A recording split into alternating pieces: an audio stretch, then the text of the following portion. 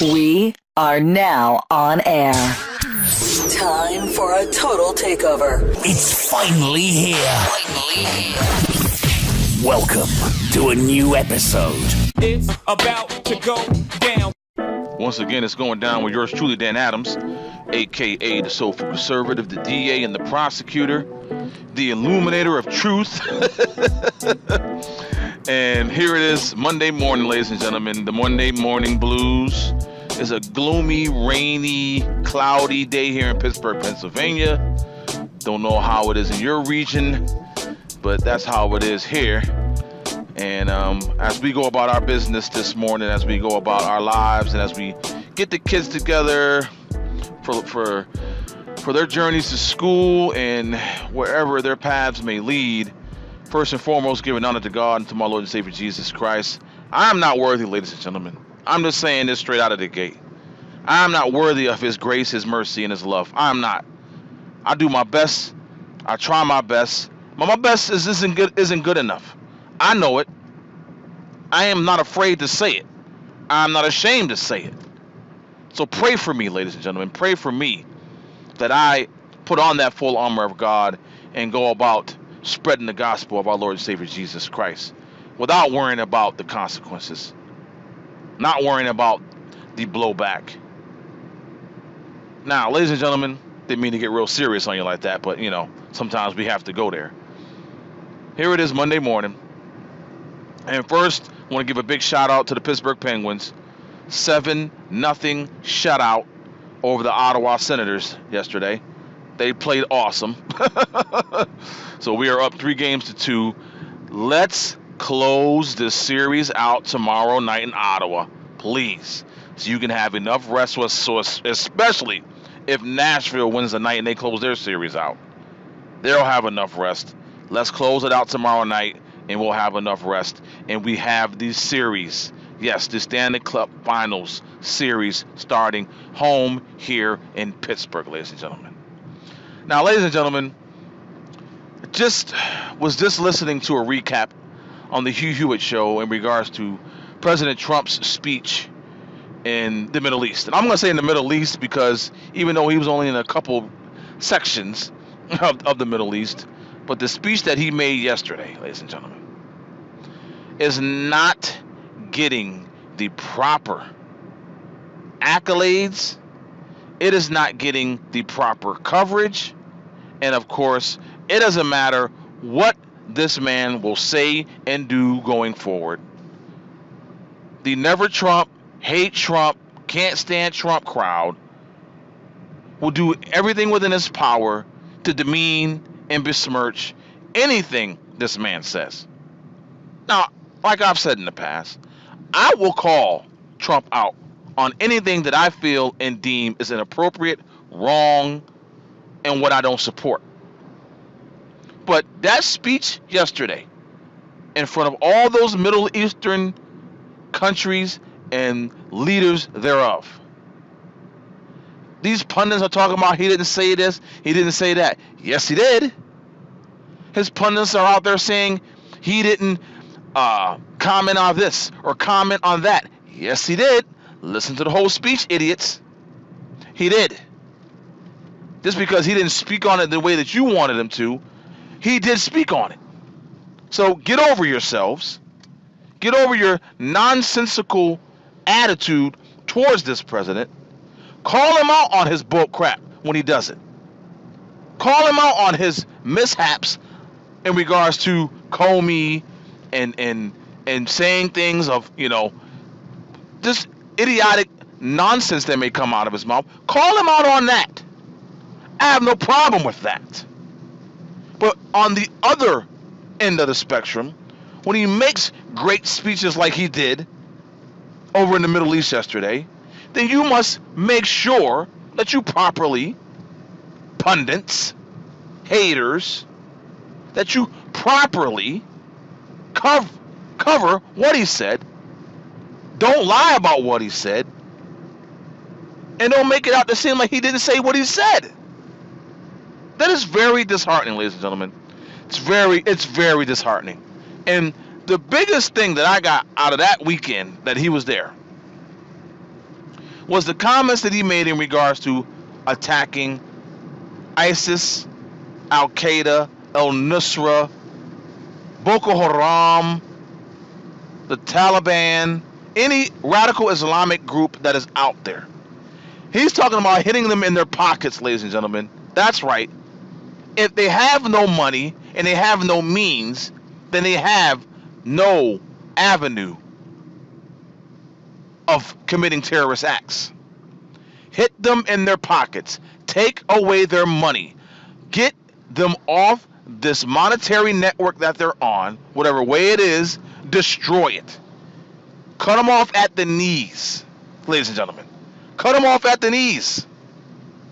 For 8 years under the prior president. I'm going to try and not even invoke that person's name anymore. But you know who I'm talking about. Under that presidential tyrannical regime, ladies and gentlemen, did you hear at any point about cutting off at the knees the financial means of terrorism and their terrorist acts? Getting them completely cut off from any financial means that would allow them to commit terrorist acts. No.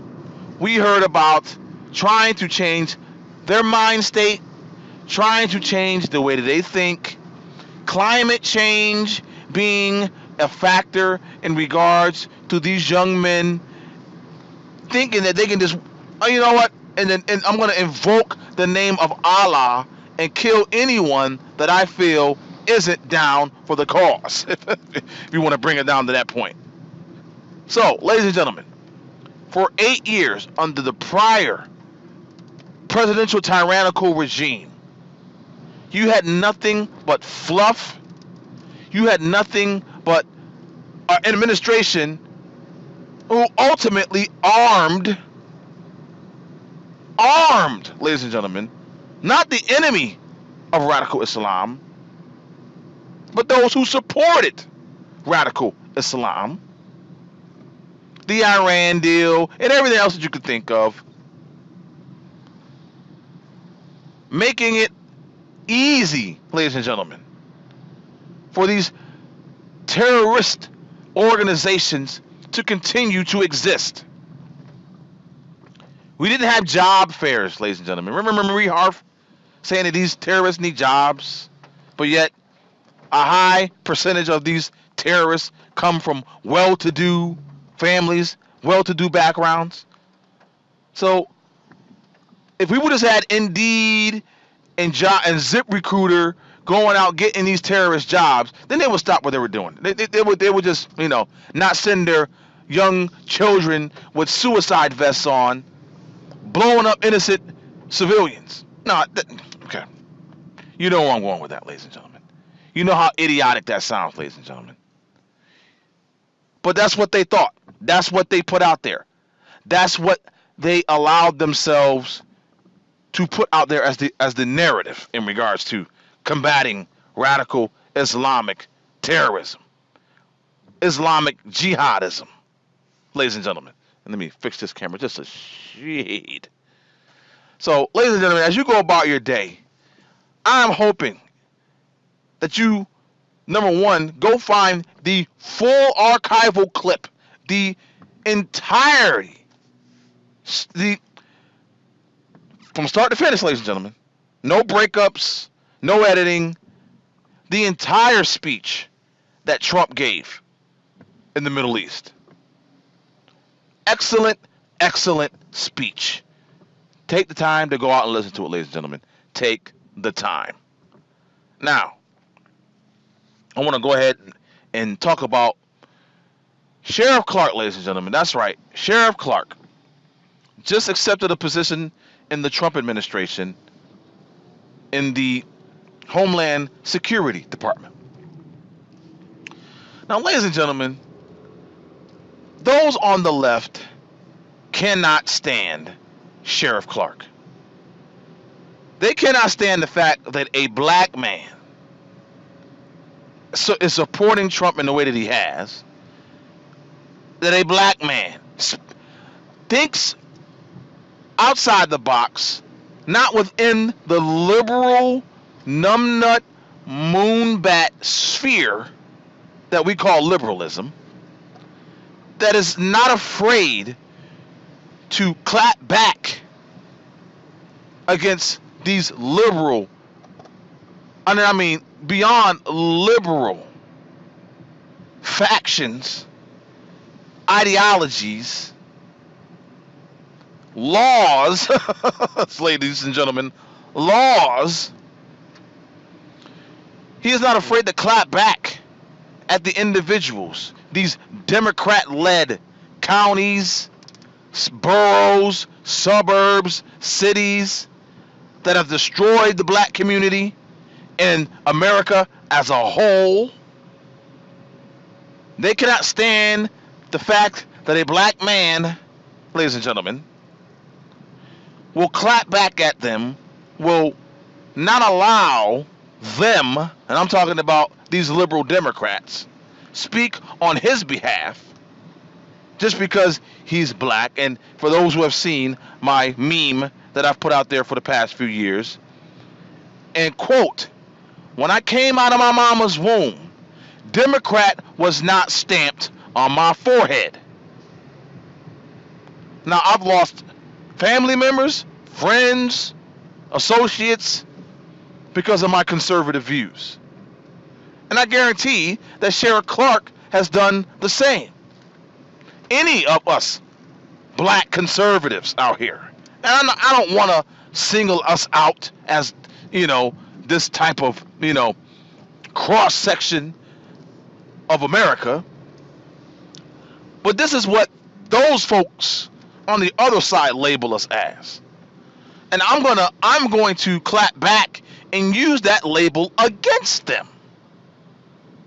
So, me being identified as a black man in society, and yes, I am a conservative. So, yeah, I am a black conservative, and I don't apologize for it and never will.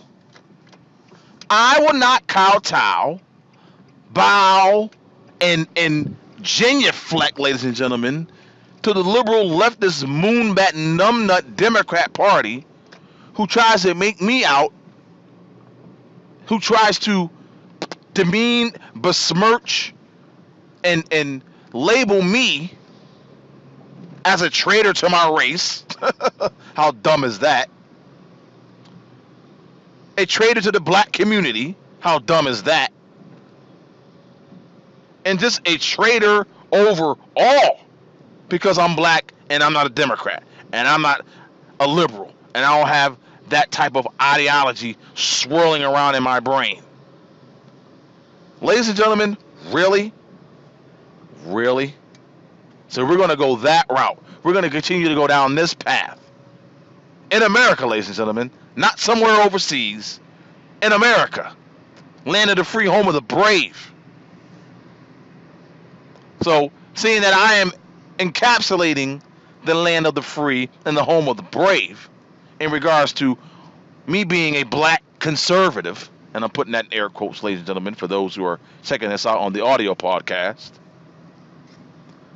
I am not, ladies and gentlemen, not going to be this type of individual who can not take the heat and wants to get out of the kitchen. No. Bring it, bring it, bring it. If you want to start some, there's going to be some. Point blank. And you better bring truth and facts with you, ladies and gentlemen, those on the left. Not emotions, because right now, that is all they have is emotions.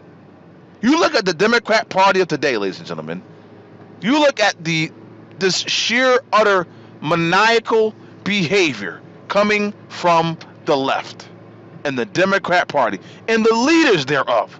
It's not just some fringe element out here, ladies and gentlemen. It's the leaders of the Democrat Party who are complete liberal, numbnut moonbats.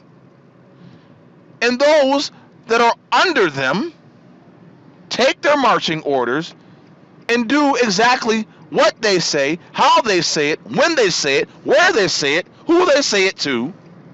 I know I said a lot right there, but that's how they roll. There is no individualism in liberalism. Either you stay the course or get the F out.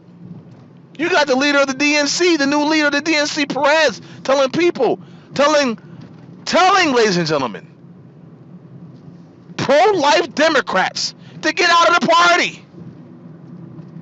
Really? So you're going that route. You're going to that extreme. Wow. And you wonder why they're in the state of tathers that they're in, ladies and gentlemen. You wonder why. And I'm seeing a lot of Democrats, just from ones that I've seen online and the ones that I may have spoken to, saying that, yeah, they're Democrats, but they do not sign off on this crazy, and I mean crazy, behavior coming from the leadership within their party. They're sick and tired of it. They just can't understand the fact, ladies and gentlemen, that these individuals are not putting out, are not shedding light on. They are not, ladies and gentlemen, doing what is expected of them in regards to having a vision for their party. It does not exist. So, I am about to end this particular broadcast here of the Dan Adams Show. I was on a little hiatus, and I had to take those hiatuses sometimes, ladies and gentlemen, because sometimes you gotta get your brain right. You gotta get your mind right. You gotta get your soul right. So until next time, God bless you and yours. May He keep you and your family safe. Till next time, peace and blessings.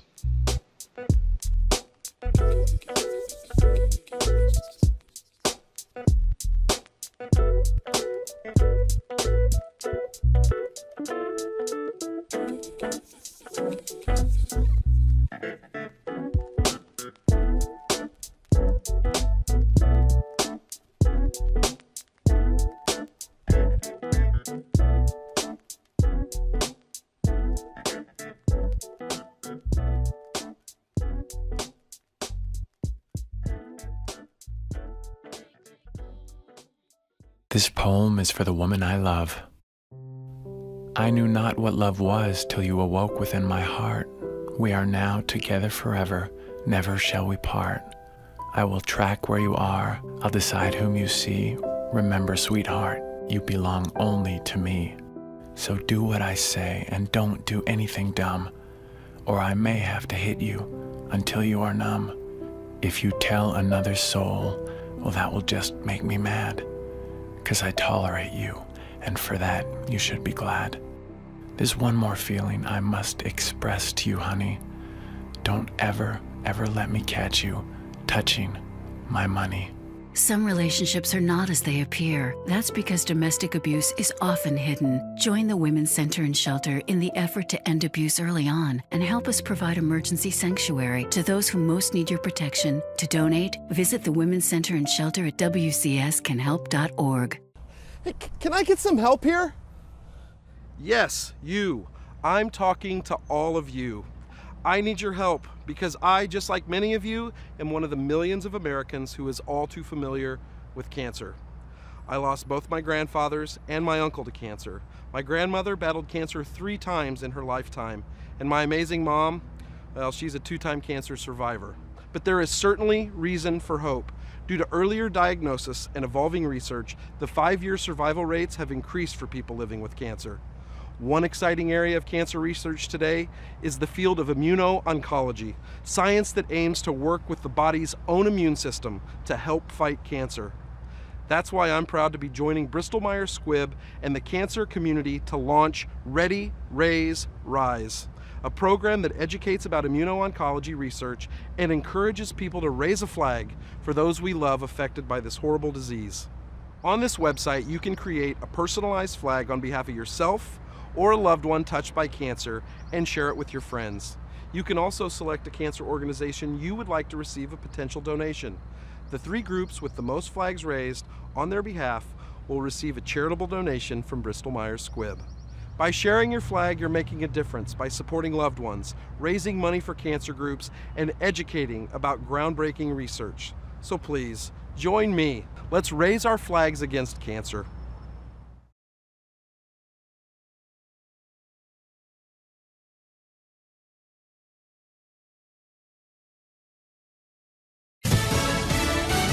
Fox News Radio. I'm Dave Anthony. It's Stop 2 on Foreign Trip 1. Thank you for this powerful expression of your friendship to Israel. Prime Minister Netanyahu welcoming President Trump arriving from Saudi Arabia. We were treated incredibly well. And he told Israel's president issues and concerns about Iran have helped Israel in the Middle East. I've seen such a different feeling toward Israel from countries that, as you know, were not feeling so well about Israel not so long ago. Fox's Jessica Gallagher live in Jerusalem.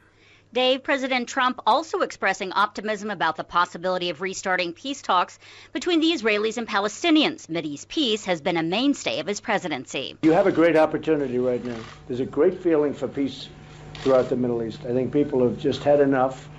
They've had enough of the bloodshed and the killing. And I think you're going to see things starting to happen. The president has consistently maintained he'd love to help broker the best deal possible between the Israelis and Palestinians. He'll meet with Israeli Prime Minister Benjamin Netanyahu later today and Palestinian President Mahmoud Abbas tomorrow. Dave. Jessica, while the president's away, the issues of Russian campaign meddling and the FBI director firing keep simmering. Fox's Rachel Sutherland live in Washington. Dave, lawmakers want to know more about President Trump's meeting with Russian officials at the White House a day after he fired James Comey. Democrat Elijah Cummings told ABC's This Week he wants to see transcripts. I'm hoping that the chairman will issue subpoenas so that we can get every document. Republican Jason Chaffetz leads the House Oversight Committee. We're certainly pursuing them, and if they're there, I hope we find them and get them sooner rather than later. As for whether President Trump called Comey a nut job at the meeting. Well, I hope that's not true. Dave. Rachel Bill Cosby's arrived at a court in Pittsburgh, where they'll pick a jury that'll be taken to suburban Philadelphia for Cosby's trial in the only criminal case stemming from the comedian's sexual assault scandal. Fox News Radio, fair and balanced. When President Trump was in Saudi Arabia over the weekend, he urged leaders of mostly Muslim countries to help wipe out terrorism. This is a battle between good and evil. He toned down the rhetoric that he became so famous for during the election campaign, where he stated again and again and criticized President Obama for not saying the words radical Islamic terrorism. The president's point was, if you don't say the words, how do you combat it? He did not utter those words. In fact, he was supposed to say in his text, at least it was in the prepared text, the words Islamist extremism. The president deviated from those remarks somewhat, saying Islamic extremism. And there is a little bit of a nuance, a little bit of a difference there. But the president reiterated, as he said during his inaugural address, that the United States will not seek to impose its way of life on anyone, but instead will seek cooperation through shared partnerships. That's Fox's John Roberts traveling with the president. North Korea claims it's ready to mass produce a mid-range missile the day after another test launch condemned by South Korea and Japan. The FBI is investigating if a stabbing at the University of Maryland early Saturday morning was a hate crime. A white student, Sean Urbanski, is charged with murdering a visiting black student. Urbanski was a member of a Facebook group where members post negative materials and comments about blacks and others. When I looked at the information that's contained on that website, suffice it to say that it's despicable. That's University Police Chief David Mitchell. On Wall Street, stock futures are up modestly ahead of the opening bell. Cleveland has finally lost the game in the NBA playoffs. The Celtics beat the Cavaliers on a last-second shot, 111-108, and LeBron James only scored 11 points. I had a tough game, period. Not just in the second half. Me personally, I didn't have it. The loss snaps Cleveland's 13-game postseason win streak dating back to last year, with the defending champion Cavs still lead the Eastern Conference Finals 2-1. I'm Dave Anthony, Fox News Radio. Season win streak dating back to last year, with the defending champion Cavs still lead the Eastern Conference Finals 2-1. I'm Dave Anthony, Fox News Radio.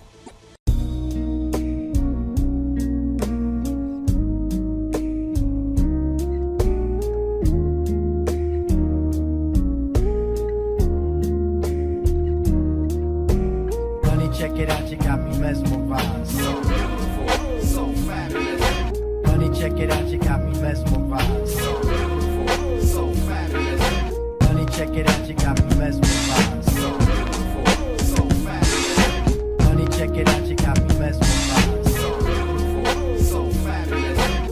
Rolling down the Ave, not a care in the world. Last thing on my mind was meeting a girl. I wanted to hang and chill with my compadres. Had a long day, time to parlay and relax. The weekend was here. Headed to the bar to relax with the beer. Behold, stood this vision of elegant sundress, hair done, body was excellent. A rare beauty only seen in the movies. Paid my admission, this awkward position I find myself in, totally speechless. It may take a satellite to reach this. In the days and my energy spent, feeling the pressure my heart couldn't measure. It's time for the shyness to disappear. This may be the girl of the year. Honey, check it out, you got me mesmerized. So fast. Honey, check it out, you got me mesmerized. So fast. Honey, check it out, you got me mesmerized. So fast. Honey, check it out, you got me mesmerized.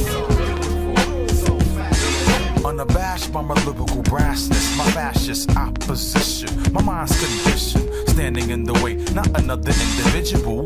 I just need a minute to speak with you. Going on in my mind was a battle. Should I approach her, get shake like a rattle? She approached the bar, I started to flinch. My manhood disappeared in a pinch. Some say it's easy to speak to the females. This wasn't ordinary, on the contrary. This young lady possessed the frame of righteousness that I didn't possess. Must I confess to my mind's transgressions, needing to vent through this lyrical session. The next verse will end with the climax. She was so tight, definitely all that. Honey, check it out, you got me mesmerized. So fast. Honey, check it out, you got me mesmerized. So fast. Honey, check it out, you got me mesmerized. So fast. Honey, check it out, you got me mesmerized. So fast. As my palms start to sweat, she steps a little closer, sipping my wet and mimosa. High class, but never high post. Smelling divine like the Ivory Coast. She says hello, I'm starting to choke up. My boy's in the corner, giving a thumbs up. Can I buy you a drink instead? She bought me a drink, started messing with my head. To my surprise, she asked my name. Started to believe that my luck would change. Her voice was angelic as we melted the ice. Exchanged the digits, it was exquisite. Mesmerized by her eyes and demeanor. Posture was perfect, I didn't deserve it. The night passed away with me in a trance.